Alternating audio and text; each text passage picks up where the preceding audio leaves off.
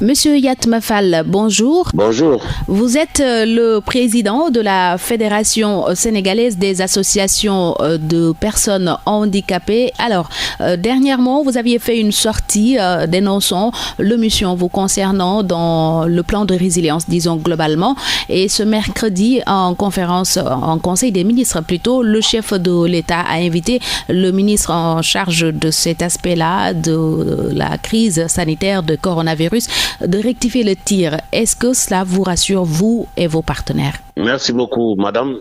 Comme vous l'avez dit, hier, nous avons suivi le Conseil des ministres et effectivement, le président de la République a donné les instructions idoines pour que cette omission soit corrigée. Évidemment, cela est une bonne nouvelle pour les personnes handicapées, particulièrement pour la fédération qui les regroupe. Parce que comme vous l'avez dit, la semaine dernière, nous avons été obligés, effectivement, d'attirer l'attention des autorités sur ces omissions.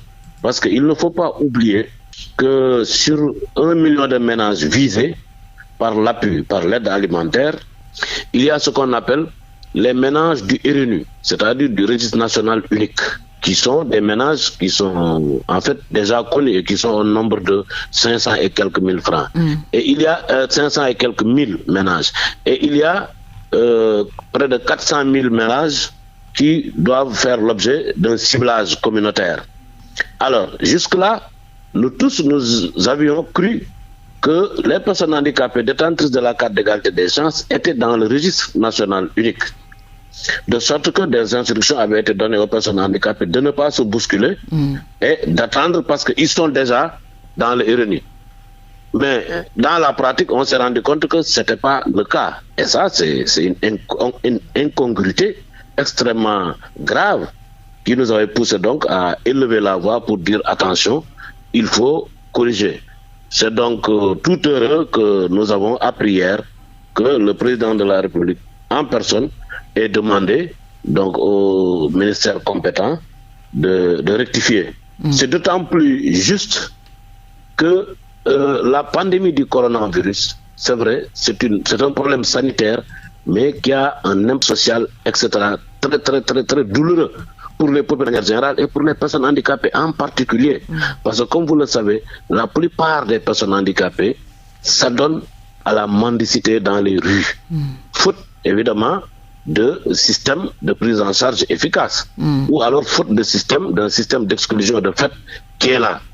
Alors, et en tant que tel, quand ils fréquentent la rue, ils deviennent exposés à la maladie, mais ils deviennent également des vecteurs de la maladie à cause des personnes qui interactent avec eux.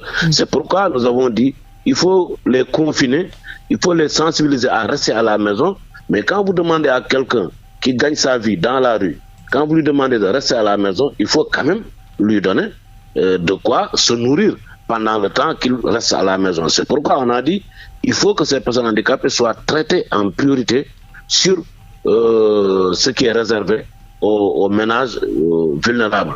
Vraiment, nous sommes très heureux et la fédération qui regroupe donc la communauté nationale des personnes handicapées du Sénégal exprime toute sa gratitude au chef de l'État.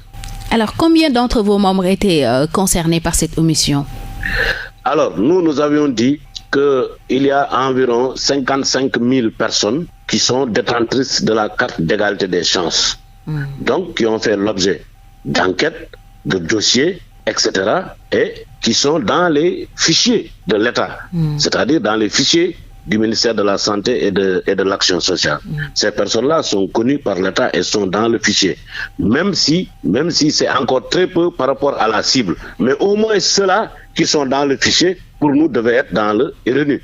Mais je pense qu'on est en train de rectifier parce que ce fichier-là va être versé dans le fichier du RNU pour que dorénavant, ces personnes détentrices de la carte soient enregistrées dans le registre national unique.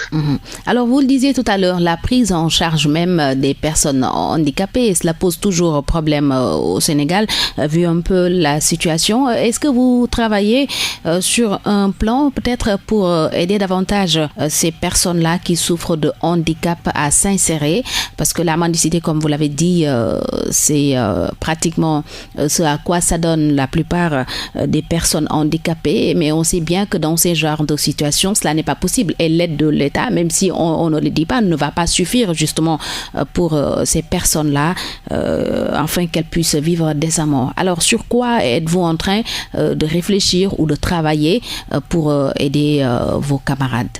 Merci beaucoup. Donc nous, en tant qu'organisation fêtière des personnes handicapées, nous travaillons sur 2 fronts. D'abord, au niveau des personnes handicapées, que nous sensibilisons, que nous informons, que nous éduquons. Parce que aussi le handicap n'est pas une fatalité. Ce n'est pas parce que simplement je suis personne handicapée que je ne dois faire aucun effort, que je dois constituer un poids. Ensuite, nous, personnes handicapées aussi, certes, nous sommes conscients de notre infirmité, mais nous ne sommes pas convaincus de notre inefficacité. Autrement dit, nous voulons être considérés comme des citoyens à part entière, comme des citoyens qui doivent aussi apporter leur contribution à la construction de leur pays. Mais pour cela, il faut que les conditions de cette participation soient créées. Et maintenant, l'entité qui est chargée de le faire, c'est l'État. Quand nous demandons l'aide de l'État, c'est pas une aide simple, mais c'est une prise en compte de nos droits.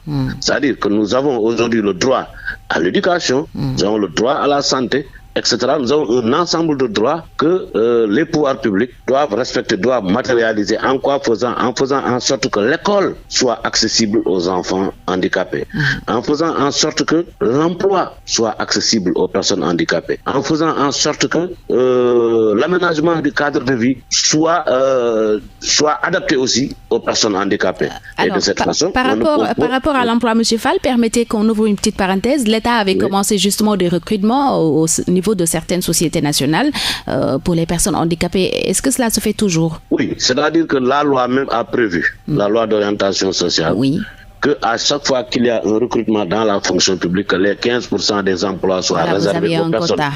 Voilà, un quota de 15%. Même si ce quota n'est pas respecté, il faut quand même reconnaître que l'État a fait des efforts dans ce domaine. Parce qu'aujourd'hui, beaucoup de personnes handicapées sont recrutées dans la fonction publique. Cela ne suffit pas, évidemment. Cela ne nous permet pas d'atteindre le quota, mais quand même, il faut reconnaître que beaucoup de personnes handicapées sont dans la fonction publique. Et comme vous l'avez dit, certaines sociétés, comme par exemple la société Dakar Dem Dikk, a fait l'effort également de recruter un certain nombre de personnes handicapées qui aujourd'hui sont visibles dans les bus et dans l'administration de Dakar Dem Dikk comme receveurs, etc. Ça, c'est des efforts que nous saluons et nous demandons que cela continue. D'abord que l'État continue ses efforts pour atteindre les 15%, mais également que les différentes sociétés, publiques comme privées, aussi comprennent que les personnes handicapées peuvent aussi travailler et peuvent aussi apporter une plus-value dans leurs différentes entreprises et les recruter. C'est important. Alors, venons-en aux enfants souffrant aussi de handicap, qui sont nos enfants à tous, et ils doivent reprendre les cours, tout comme les autres élèves le 12 juin, s'ils sont bien sûr en classe d'examen. Est-ce que vous êtes rassuré par rapport aux mesures prises, surtout concernant ces enfants-là? Alors, vraiment, madame, vous posez une question extrêmement importante pour nous. Parce que je pense que tous nos efforts doivent être concentrés sur les personnes handicapées. Si demain, on veut éviter dans 10 ans, dans 15 ans, dans 20 ans, une société exclusive, si on veut aller vers une société inclusive, c'est dès à présent qu'il faut prêter attention aux enfants handicapés. Et comme vous dites, dans ce domaine, et nous l'avions souligné la fois passée, par exemple, pendant la période de confinement, on a inauguré la télévision, comment on appelle ça encore? Apprendre à la maison. Oui. Mais dans le concept apprendre à la maison, même si c'est un bon concept, comme nous l'avons dit, les enfants handicapés n'avaient pas été pris en compte dans cette stratégie-là. Parce qu'un enfant aveugle, comment peut-il suivre un cours à la télévision? Un enfant sourd mieux, comment peut-il suivre un cours à la télévision? C'est les questions. Alors, cela veut dire donc que ce programme-là n'avait pas pris en compte, comme cela se devait, les enfants handicapés. Et aujourd'hui, on va reprendre le 2 pour ceux qui sont en classe d'examen. Nous invitons donc les autorités du ministère de l'Éducation à réserver aussi un traitement spécial à ces enfants handicapés. Parce que si on dit qu'on va donner du gel, on va donner des masques, etc. aux élèves, il faut qu'on comprenne que aussi ces enfants handicapés qui sont sur fauteuil, qui ont leur béquille, ou qui sont aveugles, qui ne voient pas, ou qui sont sourds, ne peuvent pas se bousculer avec les autres enfants pour se procurer du gel ou des masques, etc.